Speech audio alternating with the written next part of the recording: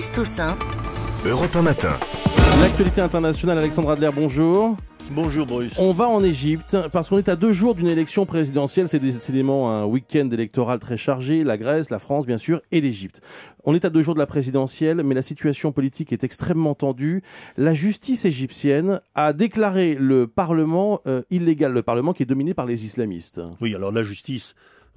soyons modérés, la justice ce sont les militaires, Ouais. c'est-à-dire qu'il n'y a pas plus de justice que de cela. Les militaires ont décidé de renverser la table à la veille de l'élection présidentielle, sachant que le candidat des frères musulmans, Morsi, va être élu, ça ne fait aucun doute au vu des désistements qui vont se produire, et alors ils ont jugé que à la fois la domination de la présidence et de l'Assemblée c'était beaucoup pour les frères musulmans, et donc ils viennent de les défier en dissolvant l'Assemblée. Ce qui veut dire que, de 2 choses l'une, ou nous aurons des élections, et à ce moment-là, on espère que les frères musulmans, c'est ce que les militaires espèrent, se modéreront un peu, perdront aussi quelques soutiens, ou bien alors, c'est peut-être le début d'un processus qu'on a connu en Algérie, un début d'affrontement.